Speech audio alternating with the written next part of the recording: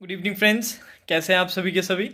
तो आप सभी का स्वागत है आपके अपने चैनल वर्चुअस में। अब आज के सेशन में हम बात करने वाले हैं NICL AU मेंस में डिफरेंट डिफरेंट जो सेक्शंस थे उनसे क्या क्या सवाल पूछे गए, और साथ ही साथ अपने मैं एक डिस्कशन भी एक आपको रफ एस्टिमेट भी दूंगा कि मेरे बहुत सारे बच्चों ने बहुत सारे स्टूडेंट्स ने एग्ज़ाम नहीं दिया था।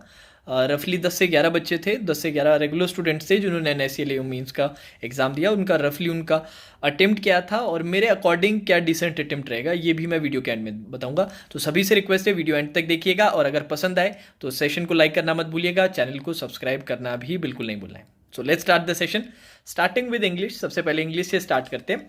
तो क्लोज टेस्ट के 4 से 5 क्वेश्चंस पूछे गए थे। देन 2 आरसी पूछी गई थी। जो पहली आरसी थी वो इजिप्शियन टॉयज पे थी, और दूसरा था टेलीविजन और स्टूडियो से रिलेटेड कुछ आरसी पूछा गया था। टोटल आपके दोनों आरसीज को मिला के 12 क्वेश्चंस बन रहे थे। वर्ड स्वैपिंग के 4 से 5 क्वेश्चंस थे। देन सेंटेंस रीअरेंजमेंट के 4 से 5, फ्रेज रिप्लेसमेंट के 4 से 5, एरर डिटेक्शन नहीं पूछ रखा था, फिलर्स पूछा था जिसमें 4 क्वेश्चंस पूछे गए थे। इतना जो मुझे बच्चों ने बताया ये रिव्यू उन्होंने दिया है। और एक बहुत इंपॉर्टेंट चीज ये है कि इंग्लिश का सेक्शन सभी सेक्शंस में सबसे ज्यादा इजी था। जितने भी मेरे जो स्टूडेंट्स थे उनका ऑन एन एवरेज 40 के अराउंड आउट ऑफ 50 40 के अराउंड ऑलमोस्ट सभी बच्चों ने अटेम्प्ट किया। कुछ बच्चों ने 40 से प्लस भी कर लिया अटेम्प्ट। तो 40 के अराउंड तो मिनिमम सबने अटेम्प्ट किया ही किया। इससे पता चल रहा है कि इंग्लिश काफ़ी इजी थी, काफ़ी स्कोरिंग थी। देन अपने आ जाते हैं क्वांट्स पे बात कर लेते हैं। क्वांट्स जो था एज ए सेक्शन सबसे ज़्यादा डिफिकल्ट सेक्शन था। बहुत कैलकुलेटिव था, हैवी एनालिसिस था, बहुत ज़्यादा बच्चे अटेम्प्ट नहीं कर पाए। एवरेज बताऊं मेरे स्टूडेंट्स के तो 20, 21, 22, 23, 24 इतना ही, मतलब 20 से 25 के बीच में ही मोस्ट ऑफ द स्टूडेंट्स ने अटेम्प्ट किया था। ठीक है। अब क्या क्या पूछा गया था। डीआई पूछा गया था बोर्ड स्ट्रीम पे। Then pie chart plus table एक डीआई था। देन एक अलग से टेबुलर डीआई भी था। देन आपके एक केसलेट भी था। अप्रोक्सीमेशन के कुछ सवाल थे, कुछ रॉन्ग नंबर सीरीज के क्वेश्चंस थे, और बाकी बचे हुए सभी आपके अप्रोक्सीमेशन, बाकी सभी के सभी अर्थमेटिक्स से थे। ठीक है। क्वांट्स का सेक्शन जैसे मैंने कहा सबसे लेंदी और कैलकुलेटिव सेक्शन रहा है, तो इसमें बहुत मिनिमम बच्चे अटेम्प्ट कर पाए हैं। देन इसके बाद अपने एक बार रीजनिंग की बात करें उससे पहले मैं जीए के बारे में बता देता हूं। Most of the questions recent month से ही थे, अक्टूबर नवंबर से काफी क्वेश्चंस पूछे गए थे।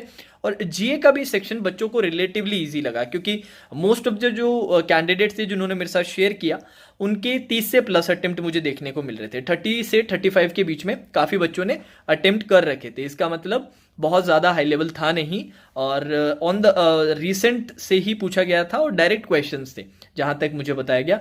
बाकी कुछ क्वेश्चंस मुझे जीए के मिल गए, बाकी कुछ क्वेश्चंस और मिल जाए। 25 से 30 क्वेश्चंस हो जाएं एक बार अपने पास, तो कल मैं आप लोगों के लिए एक छोटा सा वीडियो अपलोड कर दूंगा जो भी क्वेश्चंस मुझे मिलेंगे, जिससे आगे के एग्जाम्स के लिए आप लोगों के लिए फायदा हो जाएगा जीए में। ठीक है। इसके बाद अपने रीजनिंग का मैं डिटेल में डिस्कशन करूंगा, उससे पहले डिस्क्रिप्टिव का बता देता हूं। डिस्क्रिप्टिव में ऐसे में 3 टॉपिक्स थे। पहला टॉपिक था money saved is money earned, ऐसे करके था, उस पर लिखना था। सेकंड था problems likely to arise after the reopening of schools after the pandemic. और तीसरा टॉपिक इन्हें याद नहीं था। तीसरा टॉपिक एग्जैक्टली क्या था। लेटर के अंदर था to write to a letter to friend describing about the place we have recently visited and its religious importance. बाकी जो थे बाकी इनको याद नहीं थे तो वो बता नहीं पाए, उन्होंने शायद इसी पे लिख दिया होगा। ठीक है। तो डिस्क्रिप्टिव के टॉपिक्स बड़े स्टैंडर्ड बहुत सिंपल से थे, ऐसा कुछ परेशान होने की जरूरत नहीं थी, आराम से बच्चों ने लिख दिया था। ठीक है। अब अपने रीजनिंग के बारे में बात कर लेते हैं। रीजनिंग का मैं डिटेल में आप लोगों को बता देता हूँ। रीजनिंग का सबसे पहले अटेम्प्ट्स की अगर बात करें तो 25 प्लस बच्चे कर रहे हैं। कुछ बच्चों ने 30 से प्लस भी अटेम्प्ट किया, अराउंड 35 तक भी कुछ बच्चे अटेम्प्ट कर पाए हैं जिन्होंने अच्छे से किया। बाकी 25 से प्लस आराम से अटेम्प्ट हो सकता था। मतलब मेरा पर्सनली ये मानना है कि अगर आप रीजनिंग के अच्छे से प्रिपरेशन करके जाते हैं तो 30 क्वेश्चन आप निकाल सकते हैं। ये तभी मैं बोल रहा हूं जब आपने अच्छे से तैयारी कर रहे हैं, ऐसे नहीं मैं बोल रहा कि हर कोई बच्चा निकाल लेगा। ठीक है। अब बारी बारी से बात करते हैं, आप खुद ही डिसाइड कीजिएगा कि क्या लेवल लग रहा है आपको।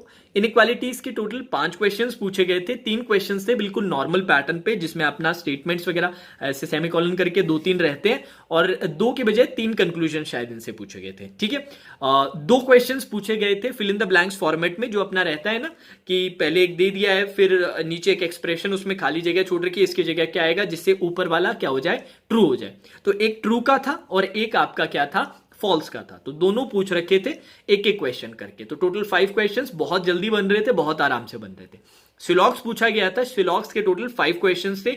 3 क्वेश्चंस फॉलोज वाले थे, जिसमें ऐसा था कि आपको कुछ स्टेटमेंट्स, 4-5 स्टेटमेंट्स दे रखे हैं और जो कंक्लूजन है ऑप्शन के फॉर्म में दे रखे हैं, और पूछा गया था इनमें से कौन सा फॉलो करता है, ये था। दूसरा क्वेश्चन, बाकी जो 2 क्वेश्चंस थे, 3 क्वेश्चंस तो नॉर्मल फॉलोज वाले हो गए, 2 क्वेश्चंस ऐसे थे जिनमें डज नॉट फॉलो वाला था, जैसे कि आईडीबीआई असिस्टेंट मैनेजर वाले में भी मिला था, और अपने भी खूब सॉल्व करते हैं इस तरह के क्वेश्चंस, और इसमें भी कंक्लूजन्स ऑप्शंस के फॉर्म में दे रखे थे, अलग से नहीं थे। तो 3 क्वेश्चन फॉलोज वाले और 2 क्वेश्चन डज नॉट फॉलो वाले, तो 5 क्वेश्चंस यहां पे भी, 10 क्वेश्चंस बहुत जल्दी बनने वाले और पूरा पूरा स्कोरिंग वाले थे। डेटा सफिशिएंसी के 3 से 4 क्वेश्चंस पूछे गए थे। एक चाइनीज कोडिंग पे था, एक लीनियर रो था 5 पर्सन्स का, एक आपका ब्लड रिलेशन था, और एक और था। इसमें से चाइनीज कोडिंग और ब्लड रिलेशन वाले दोनों के दोनों बड़ी जल्दी बन जाते, तो यहां से भी 2 क्वेश्चन पक्के, 12 क्वेश्चन अभी तक अपने कर पाए। अल्फाबेट बेस्ड के 2 क्वेश्चंस थे, जिसमें से एक क्वेश्चन ऐसा था जिसमें 2 वर्ड्स दे रखे थे, फिर उसके बाद सर्टेन ऑपरेशंस हो रहे थे, जैसे कि अपने प्री में होता है ना कि वोवेल के साथ ये करो, कंसोनेंट के साथ ये करो, फिर ये आएगा, ऐसे इस तरह के ऑपरेशंस वाले थे। यहां से 2 क्वेश्चंस थे, ठीक है, ये भी बिल्कुल डुएबल। देन इसके बाद डायरेक्शन सेंस था। डायरेक्शन सेंस के 3 से 4 क्वेश्चन थे। डायरेक्शन सेंस में 2 पर्सन दे रखे थे। कैसा था, कोई एक बंदा चलना स्टार्ट करता है, उसका पूरा राउट अच्छे से बता दिया, अब उसका जहां पर एंड पॉइंट आता है ना, उससे कुछ मीटर ईस्ट से, जैसे कि मान लेते 10 मीटर जहां से उसका एंड पॉइंट आया है, जैसे मान लेते रमेश चला, पहले रमेश के एंड पॉइंट से 20 मीटर ईस्ट से अपना महेश चलना स्टार्ट करता है, और उसका राउट दे दिया, और बेसिक से क्वेश्चंस पूछ लिए, तो यहां से भी 3-4 क्वेश्चन बिल्कुल पक्के। देन मशीन इनपुट आउटपुट पूछा था। मशीन इनपुट आउटपुट में 5 क्वेश्चंस पूछे गए थे। जो क्वेश्चंस थे वो थोड़े से, ऐसा नहीं था कि बिल्कुल डायरेक्ट थे, उसमें भी थोड़ी सी मेहनत करवाई जा रही थी, बट ऐसा नहीं कि मुश्किल था, थोड़ी सी मेहनत एक्स्ट्रा करवाई जा रही थी, क्योंकि मशीन इनपुट आउटपुट अपने आप में बहुत ईजी था, वो पैटर्न बनाना बड़ा आसान था। क्या था, अच्छे से सुनिएगा। 5 वर्ड्स थे, 5 नंबर्स थे। जो वर्ड्स दे रखे थे वो वर्ड्स थे 4-4 लेटर के वर्ड्स। नंबर्स थे उनमें 2-2 डिजिट्स वाले नंबर्स थे। अब नंबर और वर्ड्स के साथ क्या हो रहा था, नंबर्स के साथ हर स्टेप में दो अपने अरेंजमेंट हो रहे थे, 2 रीअरेंजमेंट हो रहे थे। एक में क्या हो रहा था, बिल्कुल लेफ्ट एक्सट्रीम एंड पे जाके अपना नंबर अरेंज हो रहा था, बिल्कुल राइट एक्सट्रीम में, लेफ्ट में जाके नंबर हो रहा था, राइट में बिल्कुल जाके अपना वर्ड हो रहा था। उसके साथ साथ एक ऑपरेशन भी था। ऑपरेशन बिल्कुल सिंपल ऑपरेशन था कि आपको +1 करना है। और सिलेक्शन कैसे था, किस बेसिस पे सेलेक्ट किया जा रहा था, नॉर्मल असेंडिंग ऑर्डर में। तो नंबर को असेंडिंग ऑर्डर में सेलेक्ट किया, लेफ्ट एक्सट्रीम एंड पे जमाया और उसमें +1 कर दिया। जैसे कि लेट्स सपोज अपने ने सेलेक्ट कर लिया 13 सेलेक्ट कर लिया, तो 13 उठाया, उठा के वहां 13 नहीं लिखा गया, 14 लिखा गया, +1 कर दिया। अब यही अगर वर्ड की बात करें तो वर्ड को लेफ्ट एक्सट्रीम एंड पे अपने ने पुट किया।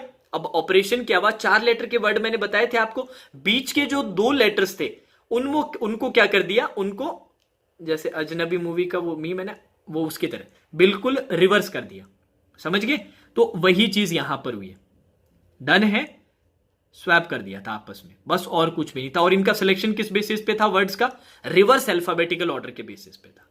तो इसी से 5 एक स्टेप्स बनाए गए थे और 5 क्वेश्चंस पूछे गए थे। क्वेश्चंस में थोड़ा सा और काम करवाया जा रहा था, बाकी मुश्किल नहीं था। तो यहां से भी 5 क्वेश्चंस पक्के हो गए। ऑलरेडी कितने बना लिए अपने ने, 5 3 8, 8 2 10, 10 2 12, 12 और 22 क्वेश्चंस बन चुके हैं। अब अपने पजल सेटिंग अरेंजमेंट्स पे आ जाते हैं। इसके लिए बहुत ज्यादा, क्योंकि ये करते हो तो टोटल अपने पास 40 मिनट्स थे। इसके अलावा 2 पजल्स आप और बना सकते थे, अगर सही से पेपर अटेम्प्ट करते ना तो 2 पजल्स और बन सकती थी। अब पजल्स में था एक मंथ डेट प्लस वेरिएबल का। मंथ डेट का कैसे था, 4 महीने अपने को दे रखे हैं, 4 महीनों के साथ 2 डेट्स दे रखी है, डेट्स के साथ अपने वेरिएबल भी है।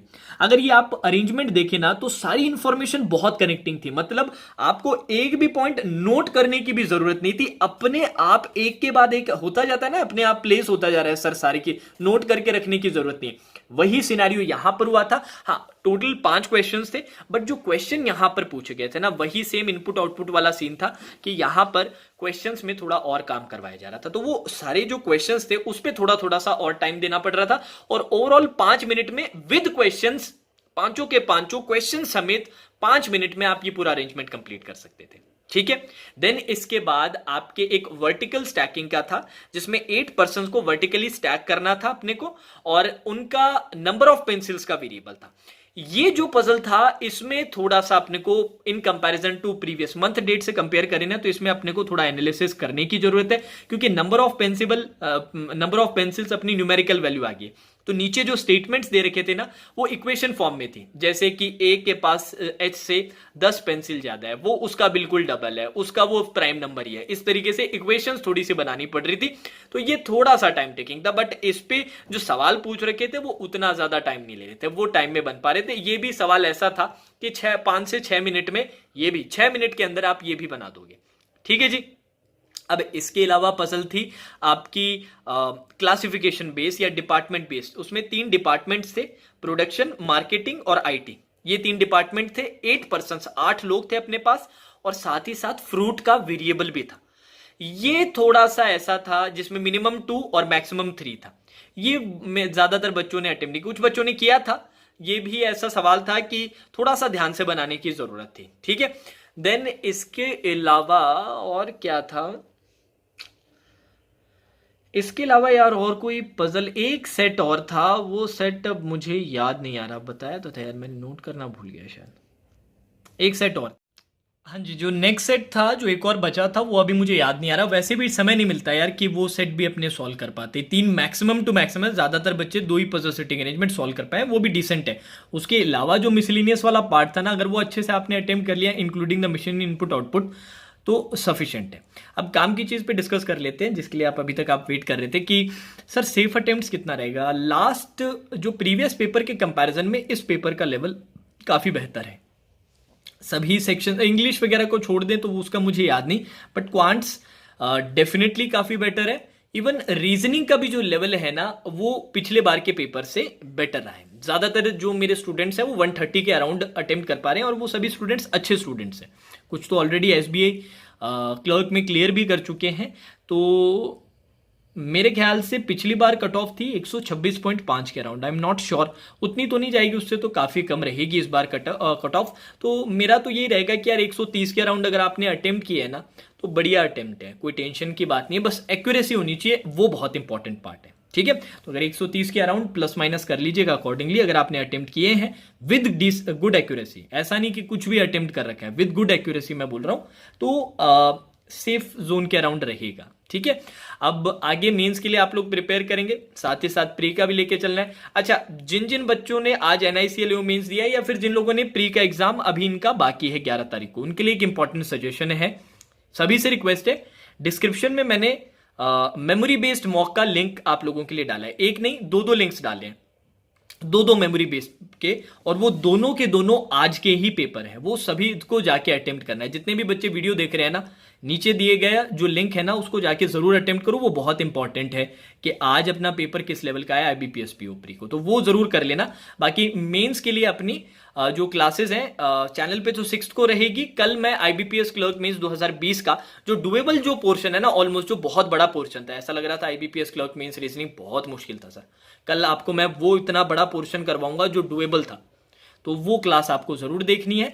बाकी जो मेमोरी बेस्ड मॉक का जो मैंने बताया, वो अभी जाके आप लोगों को अटेंड करना है, या तो आज करो, कल समय मिला तो कल जरूर करना है। ठीक है। और बाकी टेंशन लेने की जरूरत नहीं है, आगे अच्छे से अब प्रिपेयर करो, जो भी होगा अच्छा ही होगा। Now that's all for today session, take care.